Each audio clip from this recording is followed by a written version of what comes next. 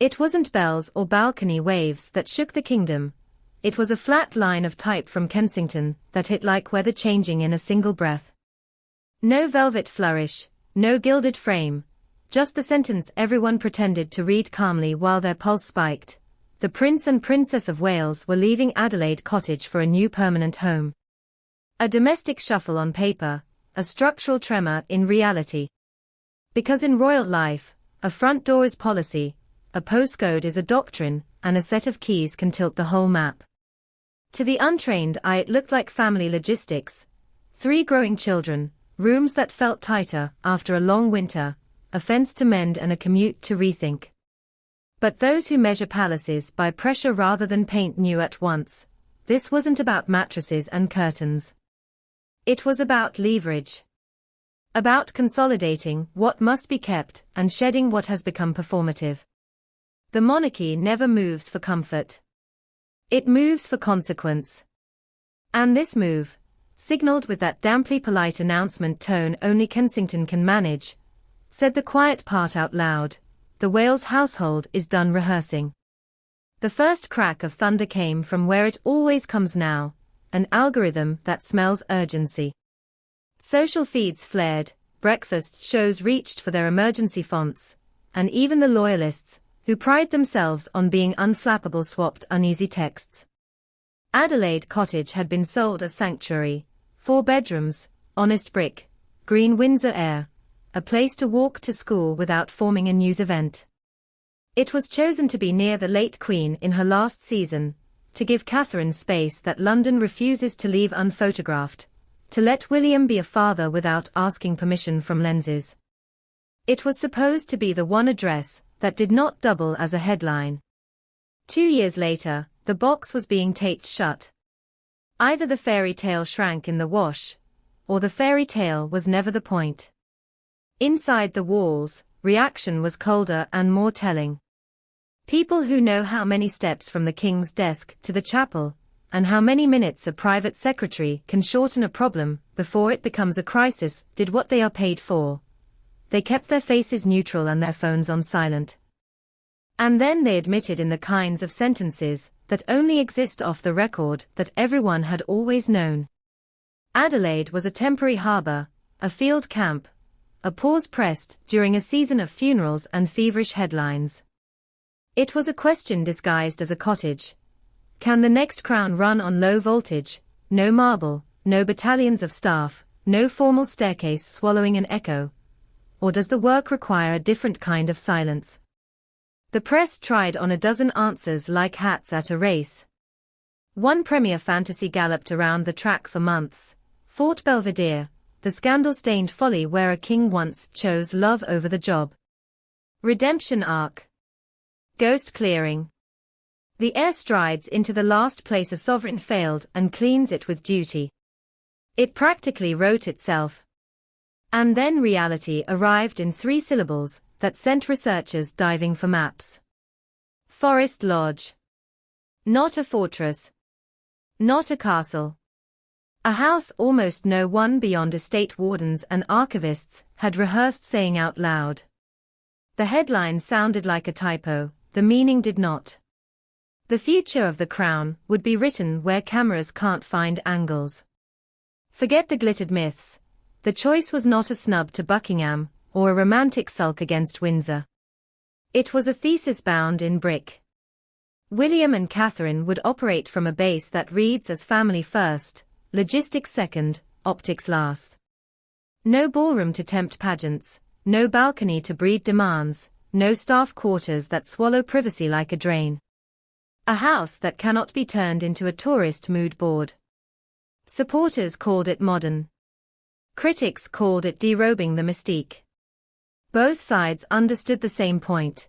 The couple most trusted by the public just moved their center of gravity to a place where approval ratings can't take a picture through the hedge. The personal current under the political tide is not subtle. Adelaide Cottage had been chosen in love and duty, close to a grandmother who still set the nation's metronome, close to fields where normality could be faked convincingly enough to give children a usable childhood. When she died, the air changed. Grief soaks walls.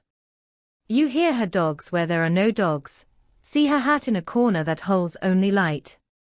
What had sheltered began to suffocate. Add to that the winter of scrutiny that turned Catherine's health into a spectator sport and William's diary into a negotiation with exhaustion, and what looked like a sideways step becomes recognizable as the only sane direction out. This is the part the monarchy never says out loud, but always acts out with precision. A move is speech. It says who is allowed to ring which bell, who is the second number on a school's emergency list, who can be reached at 10:40 without being accused of staging a photo op. It decides whether a quiet crisis finds a solution in 15 minutes, or breeds a scandal by tea time. At Forest Lodge the line of command will be shorter, the temptation to turn rooms into theatres will be lower, the ratio of work done to noise made will improve. If you want to understand, don't count bedrooms. Count bottlenecks removed. Of course the family grammar will be read in all the usual ways. Charles sees an heir who refuses to decorate himself with the proper backdrops. Camilla reads rejection where William intends relief. Anne, who thinks in verbs like secure and steady rather than dazzle and soothe, sees only the method she has lived since she could walk in a straight line in a sash, less velvet, more calendar. The cousins who trade in good behavior and the exiles who trade in bad feelings will perform their parts. None of that alters the arithmetic. The crown can carry only one center of calculation. If moving the heirs an arm's length from the biggest stage keeps the machinery from grinding, you move them. Etiquette will cope. Money, inevitably, stepped forward for its close-up. No golden taps, no Levi upon patience. The Waleses have made quiet sport of paying for what they can and refusing to dress thrift as martyrdom. No live-in phalanx marching up the back stairs, no renovation that asks a nation to choose between hospital roofs and a new scullery. Forest Lodge will run like a very well-managed family firm, small, efficient, less flattering to courtiers who need large rooms to feel large. It is not demotic. It is tactical. It tells the country something the country has begged to hear: we know what time it is. What time is it? Time when a school assembly matters more than a state banquet's seating chart, unless the seating chart prevents a problem later. Time when a royal walkabout is graded not on how many hands were shaken, but on how many names were remembered and how many quiet calls went out afterwards to fix the fixable.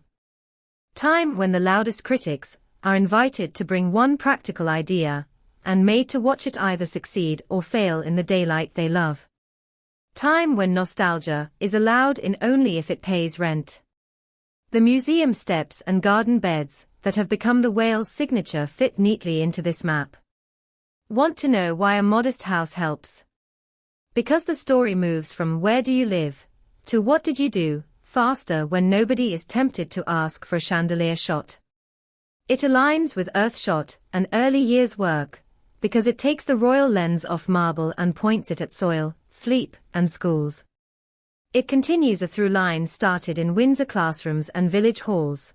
The next crown will not be forged in a ballroom, but in the timetable of a school, the rota of a hospice, the lab notebook of a teenager who thinks a bee hotel is as beautiful as a tiara. None of this means mystique evaporates. Mystique is a renewable resource if you don't burn it for heat. Forest Lodge will produce fewer balcony moments and more photographs where coats are practical and shoes have mud. The trade is deliberate. A little less theatre, a little more trust. The late Queen proved that endurance is the best PR. You do the thing long enough, decently enough, that the public begins to defend you from the people who sell outrage for a living. The heirs are making the same bet with fewer trumpets.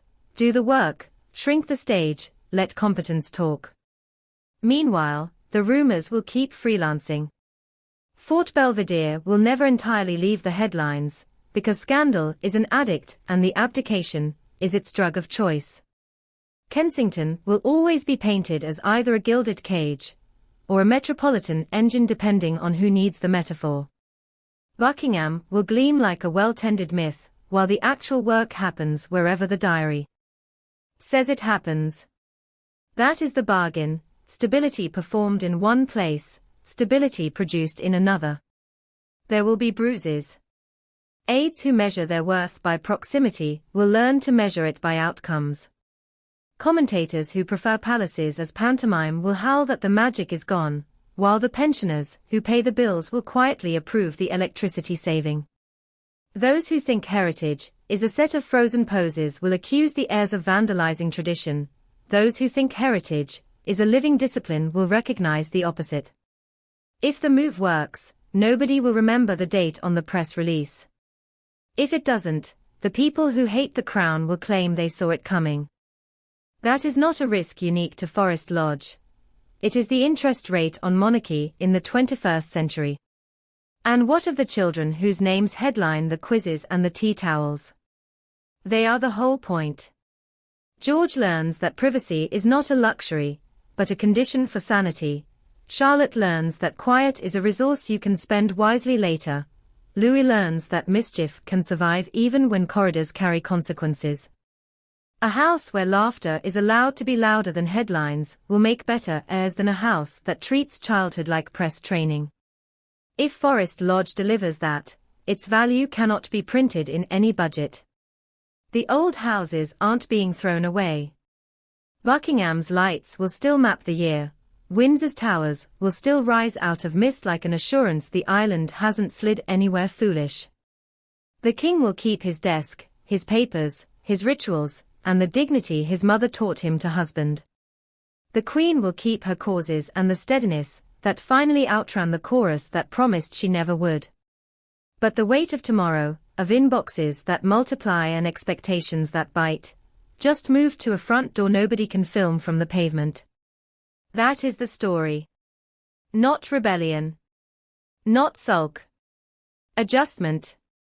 So yes, the statement was flat. They always are. And yes, the noise was loud. It always is. But under the racket ran the sentence that actually matters, the one you can't quote, because it isn't written, only acted. The heirs will run their part of the crown from a place that looks like where the rest of the country lives. The walls at Buckingham still gleam, Windsor still photographs like a promise. The future, however, will be organized from a table where the pens are chosen for ink, not for show, and the diary is allowed to be human. Is that the dawn of a new era, or the hush before a row? Ask again in a year. If the phones are answered quicker, if the schools feel seen, if the charities report fewer cameras and more help, if the public shrugs at the lack of chandeliers and smiles at the presence of common sense, you will have your answer. The crown has always survived by bending at the joints designed for bending. Forest Lodge is a joint. It creaked today. It held.